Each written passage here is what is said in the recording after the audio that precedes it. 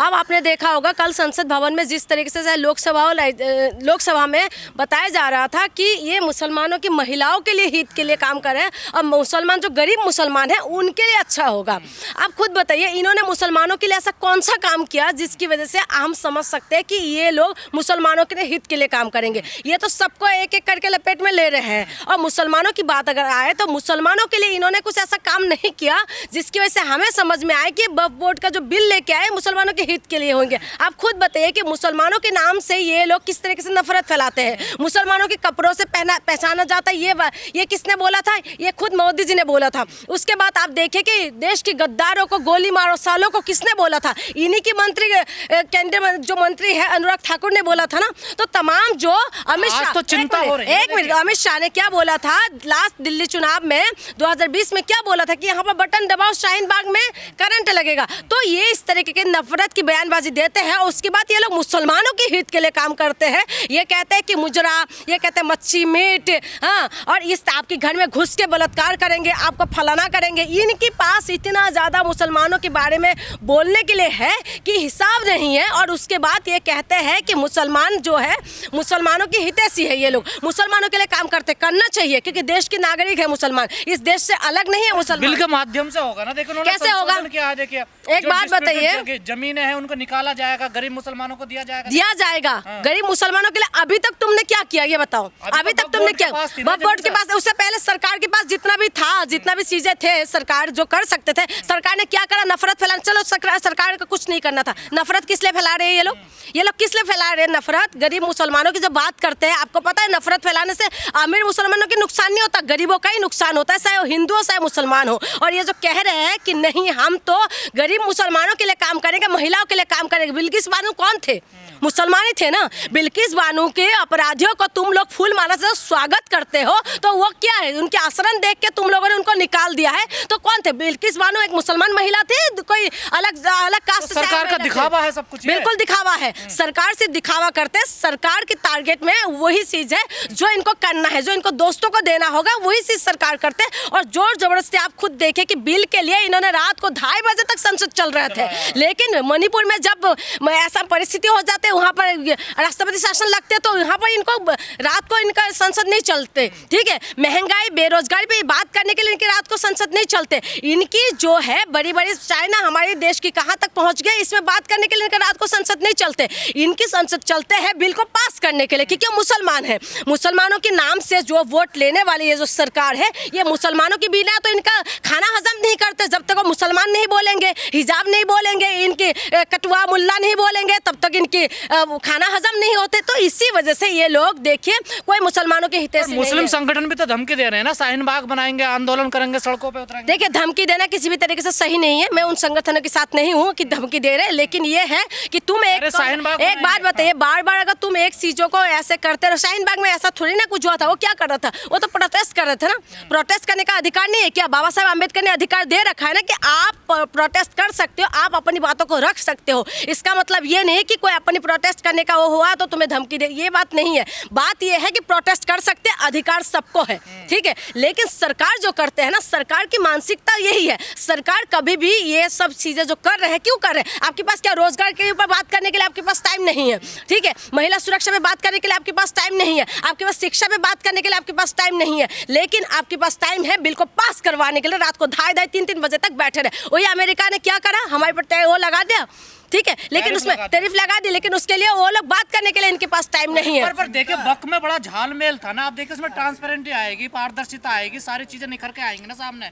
कौन सी जमीन कहाँ है, किसके पास है, बहुत सारी गड़बड़ हो रही थी ना इसमें। देखिए गड़बड़ी हो रहे थे, गड़बड़ी को ठीक करने का बहुत सारे तरीका होता है। ये ऐसा नहीं है कि जो वहाँ पर मेंबर बिठाने की बात कह रहे हैं, जज साहब बैठेंगे और सरकार को डीएम की बात हो रहा था, फिर डीएम से हटके उन्होंने अपॉइंट करेंगे राज्य सरकार। तो राज्य सरकार जब अपॉइंट करेंगे तो वो किसको रिपोर्ट करेंगे? राज्य सरकार को रिपोर्ट करेंगे ना। किसकी दबाव में काम करेंगे? राज्य सरकार के दबाव में, यानी कि जो सरकार उन्हीं के अपॉइंट करेंगे तो उन्हीं के दबाव में तो काम करेंगे ना। देखिए मैं बार बार कहती हूँ, सरकार को जिस मुद्दे पे काम करना है उस मुद्दे पे काम नहीं करेंगे, दाई चलेंगे, कभी बाई चलेंगे, कभी इधर चलेंगे, कभी उधर चलेंगे।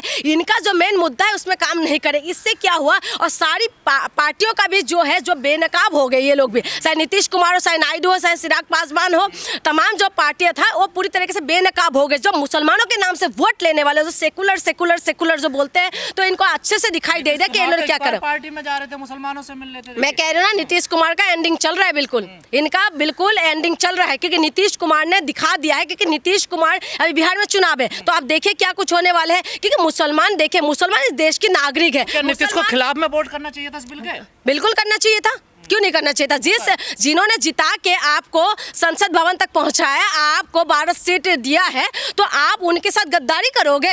आप एक बात बताइए, आज मुसलमानों के ऊपर हो रहा है, कल को किसके ऊपर होगा? कल को सिख के ऊपर होगा, क्रिश्चियनों के ऊपर होगा, वोट के ऊपर होगा। अभी लोग क्या कर रहे हैं, प्रोटेस्ट कर रहे हैं, ठीक है, वोट बिहार के लिए। वहां पर तुम हिंदुओं को कर रखा है, जिसका जो है तुम हर जगह घुसोगे, तुम हर जगह घुसोगे, लेकिन तुम किसी के अंदर घुसने नहीं देंगे। अफवाह ना फैलाई जाए, हम किसी की कोई जमीन नहीं। देखिए अफवाह, देखिए ऐसी बात है, ये लोग बोलते हैं जा रही कि जमीन छिन जाएगी, ईदगाह छिन जाएगी, मस्जिद छिन जाएगी। देखिए ये लोगों की बातों में कैसे विश्वास करें। पहले कृषि कानून लेके आए थे, उसके बाद उन्होंने ऐसे ही बोला था कि अफवाह मत फैलाइए, ये किसानों के हित के लिए होगा, ये फलाना ये धिगराना, पता नहीं क्या क्या बोला। किसानों ने 2 साल तक प्रोटेस्ट किया, तमाम के 700 से ज्यादा किसानों का वो हुआ। उसके बाद जाके इन्होंने किसान कानून वापस लिया। आप क्यों किसानों को नहीं समझा पा रहे? आज आप मुसलमानों को क्यों नहीं समझा पाए कि आपके हित के लिए काम करें? देखिए मुसलमानों इस देश की नागरिक है, और मुसलमानों को भी इतना भी मत दबाओ कि हद से ज्यादा हो जाए। देखिए हर बात के लिए दबाया जा रहा है मुसलमानों को। बिल्कुल, आप एक बात बताएं, इनके पास कोई सांसद नहीं है मुसलमानों को ये लोग टिकट नहीं देंगे, मुसलमानों के बारे में नफरती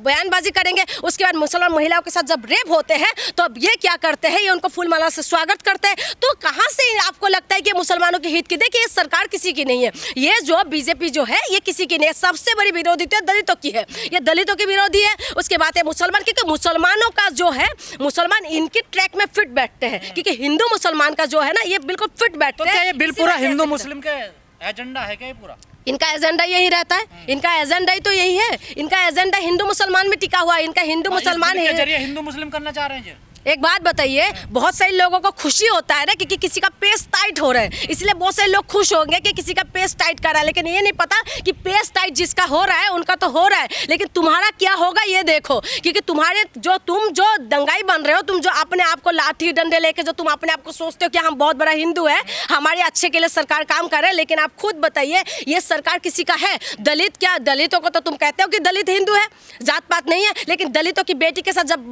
बलात्कार होते तो तुम कहाँ रहते हो? दलितों के साथ जब थाने के अंदर मार के पीट के जब मार देते हैं तब तुम लोग कहाँ रहते हो? तो इनका यही रहता है कि ये लोग ना तो दलितों की है, ना तो मुसलमान की है, ना तो हिंदू के, ना तो क्रिश्चियन है, ना किसी की नहीं है। ये सिर्फ और सिर्फ अपने दोस्त की, अंबानी अदानी के, अमीर लोगों की है, ये किसी का नहीं है। और ये बिल जो आए हैं, इससे देखिए दिक्कत क्या होगा। ये आते शादी बेचने की बात करें, आते शादी बेचने की बात क्या कि हम वो बेच के गरीब मुसलमानों का काम आएंगे। गरीब मुसलमानों के लिए तुम तो ऐसे भी काम कर सकते हो, नहीं कर सकते। सरकार के पास कितना कुछ है, लेकिन इसके बाद भी ये लोग कहते हैं कि हमारे पास कुछ नहीं, उनके लिए हम बेचेंगे। आते शादी बेचने की बात करते हैं। कुछ मुसलमान समर्थन भी तो कर रहे हैं ना। देखिए मोदी जी का धन्यवाद बोलूंगा। देखिए मोदी जी का धन्यवाद तो कैसे होता है वो हमने भी देखा है, ठीक है। इसीलिए कौन सा मुसलमान सपोर्ट कर रहा है मुझे नहीं पता, लेकिन वक्फ बोर्ड के बारे में अगर आप अच्छे से पढ़ेंगे तो आपको पता चलेगा कि वो सारी हर जगह ऐसा होता है। जैसे हमारे में भी बहुत सारे लोग, किसी के माँ बाप नहीं होते, कोई देखभाल करने के लिए नहीं होते, तो लोग वो सारी जमीन एक आश्रम में दे देते हैं। मेंबर नहीं होती थी, अब महिला मेंबर होंगी। देखिए वक्फ बोर्ड में यार महिला को ये लोग किस नजर, महिला को तो नंगा करके घुमा देते, महिला को मेंबर बना दिया, बहुत अच्छा कर दिया क्या?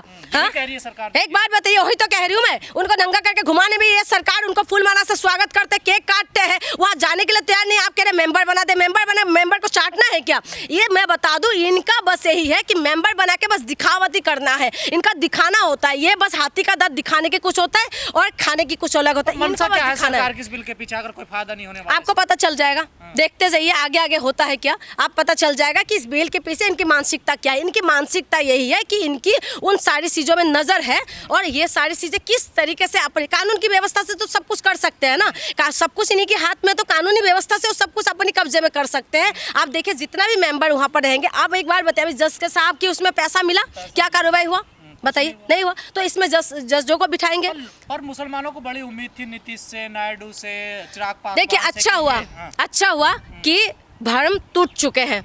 किसी से बहुत ज़्यादा उम्मीद लगाने के बाद जब उम्मीद टूटते हैं ना, तो पता चलता है परिस्थिति में जब कोई साथ छोड़ देते हैं तब पता चलता है कौन सही है और कौन गलत है। तो इससे पता चल गया कि कौन इनका अपना है, कौन इनका पराया है। बिहार में चुनाव है तो ये मुसलमानों को डिसाइड करना है कि आपके लिए क्या कर रहे हैं। देखिए मुसलमान, मैं उन सारे मुसलमानों के साथ देती हूँ जो इस देश के प्रति प्रेम भाव रखते हैं। मुसलमान है ना, जो तुम इतना गद्दारों को गोली मारो इस तरीके से बोला है तुम लोगों ने, लेकिन हमारी वही मुसलमानों की देन की वजह से परमाणु जो बम है वही मुसलमानों ने दिया था, अब्दुल कलाम जी ने दिया था। अब्दुल कलाम ने मिसाइल मैन को, ठीक है, इस मिसाइल को देने वाले कौन थे? अब्दुल कलाम थे। और इनके सामने अब्दुल लगा हुआ था। जो तुम आज अब्दुल के नाम पे जो तुम्हारी आग लग जाते हैं ना शरीर में, वो अब्दुल की वजह से हम इस देश को मिसाइल मैन का नाम मिला। मिसाइल हमारे देश के अंदर देने वाला मुसलमान थे। तो गौस खान कौन थे? एक बार पढ़ लेना कि गौस खान कौन थे, तो ये मुसलमान ही थे। तो ये तमाम जो चीज़ें हैं, मुसलमानों को ये लोग टारगेट करना बहुत ईजी है।